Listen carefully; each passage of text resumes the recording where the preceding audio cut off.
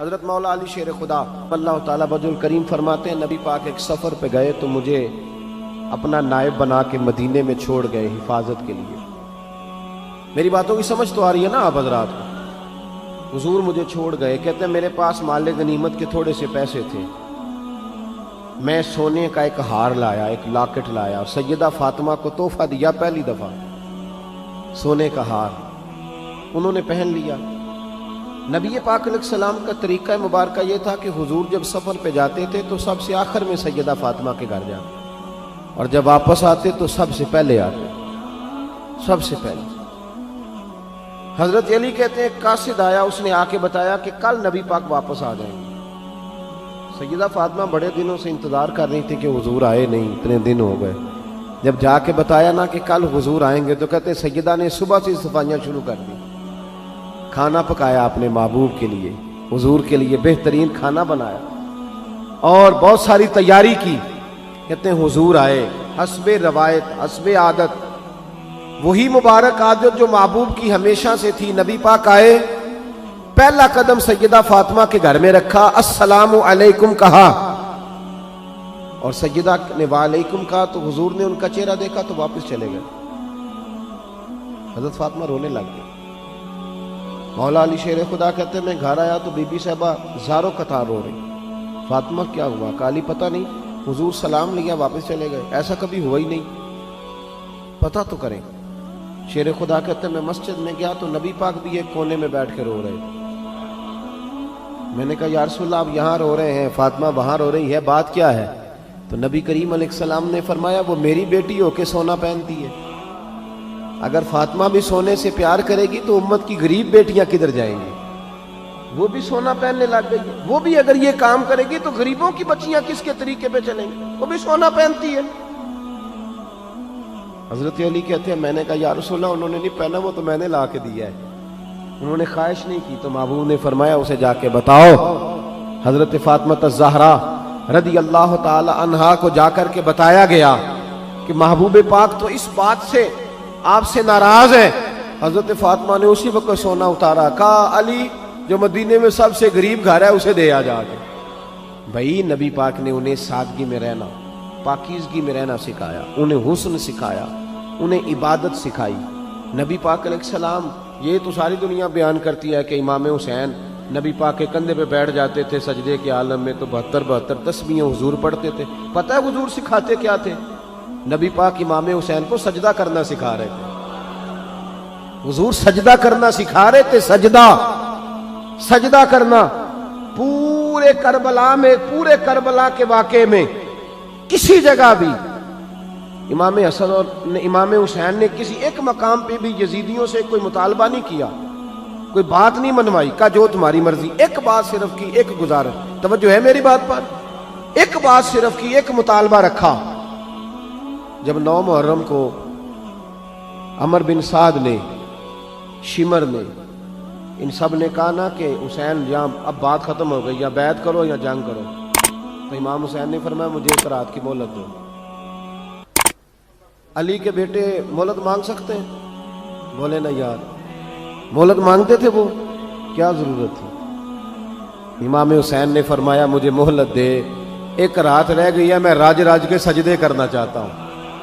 سجدوں کے لیے مہلت مانگی، سجدوں کے لیے. توجہ ہے میری بات پر؟ محفلیں لمبی، نمازیں چھوٹی.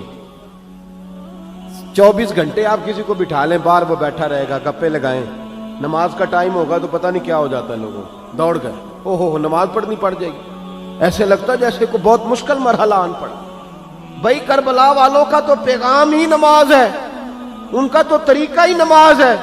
امام حسین نے کہا ایک رات کی مہلت، فقط اس لیے کہ میں کھل کے نمازیں پڑھ لوں. ساری رات بڑی باتیں تھی نا، بڑی باتیں. سیدہ زینب سے دکھ سکھ کر سکتے تھے ساری رات، امام زین العابدین کو بڑی باتیں بتا سکتے تھے، بڑا کچھ ہو سکتا تھا. لیکن امام زین العابدین کہتے ہیں ساری رات حسین ابن علی نے سر سجدے سے نہیں اٹھایا. چل تو اس طرح کر، امام حسین تو ساری زندگی ساری رات پڑھتے رہے نا، تو چل ایک رات کی عبادت کر ان کے نام پر، ایک رات ساری جاگ. نہیں نا تسی ہاں کی تھی، ایک رات کہی ہے میں نے.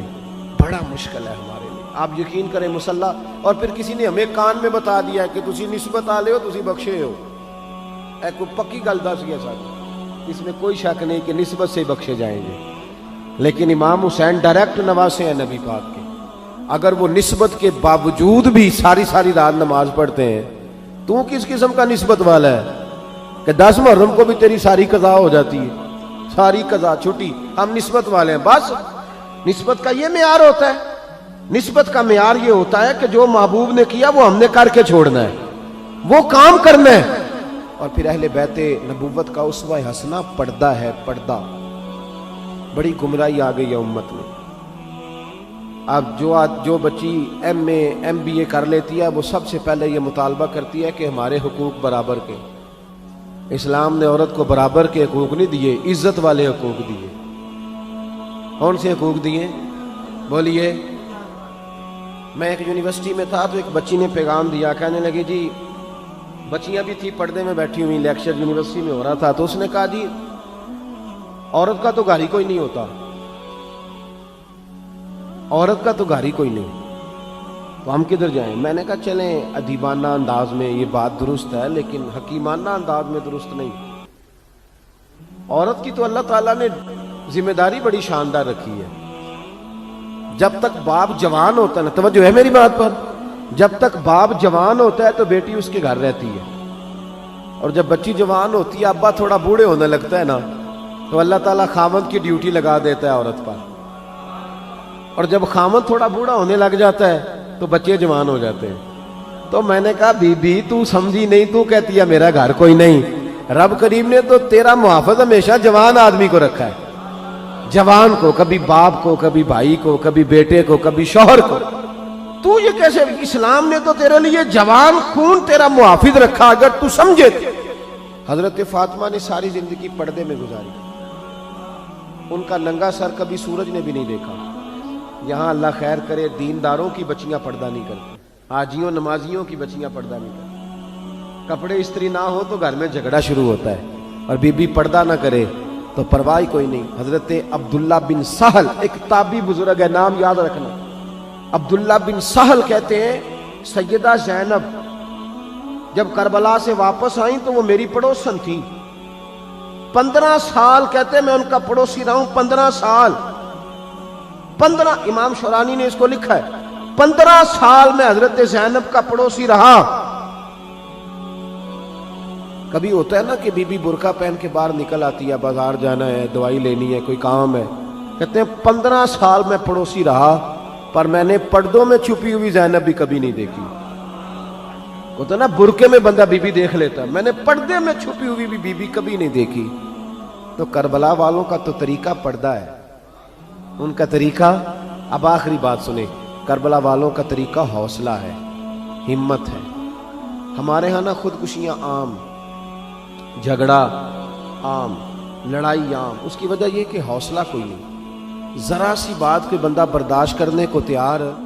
اہل بیت کا جو طریقہ ہے نا وہ حوصلہ ہے, وہ صبر ہے, وہ چلے محبت کی بات ہے کر دیتا ہوں. ایک بابا جی سے میں نے پوچھا, میں نے کہا جناب صحت کیسی ہے؟ کہنے دکھا نہیں وڈیریاں کر چھڑیا. میں کہا کنی عمر تھوڑی؟ کہنا میں عمر تے ایویں 76 کو سال ہے. تو میں کہا دکھاں تو بغیر بھی ہوں تساں وڈیریاں ہی ہونا سی. بس کر دے, دکھوں کو بدنام کیا ہوا بلا وجہ. اب بس کریں, وڈیرے ہونا تھا کہ نہیں ہونا تھا؟ تو نہ دکھاں دا لا دیتا ہے. ہجوم غم میں بھی توہین نے ضبط غم نہ ہوئی, ہم تو اس احتیاط سے روئے کہ آنکھ نم نہ ہوئی. اللہ والے تو مطلب شکوہ کرنا ہر وقت شکوہ, حوصلہ ہی کوئی نہیں, سکون ہی کوئی نہیں, پریشانی بڑی ہے جی, آزمائش بڑی ہے. کبھی آپ نے کہیں سنا ہے کہ واقعہ کربلا کے بعد حضرت زینب معاذ اللہ نفسیاتی مریض ہو گئی تھی؟ امام زین العابدین, سیدہ سکینہ, حضرت صغرا وہ حوصلے میں رہے, متوانا رہے. امام زین العابدین نے اس کے بعد بھی کئی دفعہ پیروں میں بیڑیاں پہنی, کئی دفعہ. سادات کا خاندان چلا. یہ جو داتا علی اجویری نے آ کے آپ کو کلمہ پڑھایا یہ بھی سید زادے ہیں. سیدوں کا قافلہ رکا نہیں, یہ خواجہ اجمیری بھی سید زادے, غوث پاک جیلانی بھی سید زادے. یہ سادات کا سلسلہ چلتا رہا. بار بار آ کے امت کی قیادت کی ان لوگوں نے. جب دیکھیں نا یہاں کسی بندے کا کٹا ہوا ہاتھ پھینکا جائے نا, بلکہ انگلی پھینک دی جائے, تو لوگ ڈر کے بھاگ جائیں گے، کسی کا، اپنے کسی کا نہیں، کسی کا، کیونکہ انسان کا وجود کٹ جائے تو دہشت پیدا ہوتی ہے، آپ ڈر کے بھاگ جائیں گے۔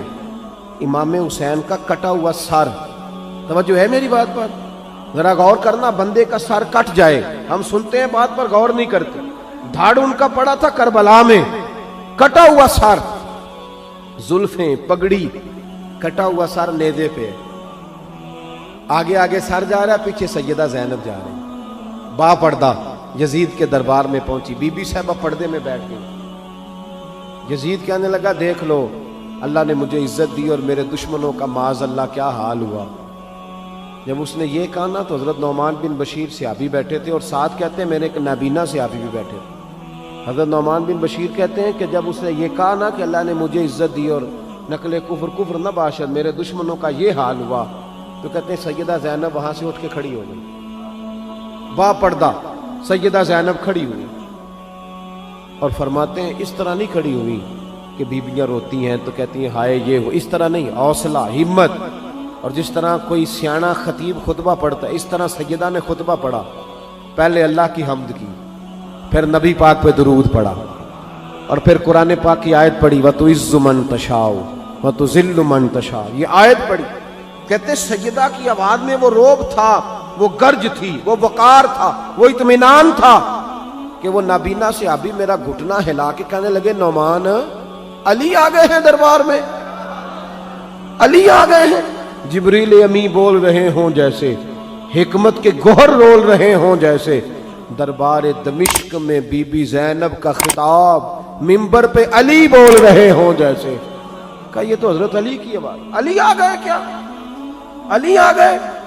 سیدہ زینب فرمانے لگی یزید تیری حکومت ہے تو تو کہتا ہے کہ اللہ نے تجھے عزت دی، ذرا وقت بدلنے دے، ذکر تیرا بھی ہوگا پر تجھ پر لوگ لعنت برسائیں گے، اور جب میرے حسین کا ذکر ہوگا تو خطیب جمعے کے خطبے میں ذکر کیا کریں گے، خطبوں میں میرے نام۔ بھائی حوصلہ پیدا کرے زندگی میں، ہمارے اندر حوصلہ نہیں رہا، حوصلہ نہیں، توانائی نہیں، ذرا سی بات پہ ہم بگڑتے ہیں، ناراض ہوتے ہیں، اپنی طبیعتوں کو اکٹھا کریں۔ پہلا سبق یہ عرض کیا ہے کہ اہل بیت سے پیار کریں، بحث چھوڑ دیں، صحابہ سے پیار کریں اور بحث، نبی پاک کا میلاد منائیں اور بحث کرنی چھوڑ دیں۔ اور دوسری بات یہ کہ اہل بیت کا طریقہ فقر و فاقہ ہے، ان کا طریقہ سخاوت ہے، ان کا طریقہ پردہ ہے، ان کا طریقہ عبادت ہے، ان کا طریقہ حوصلہ ہے۔ حوصلہ مند زندگی گزاریں، توانائی والی زندگی۔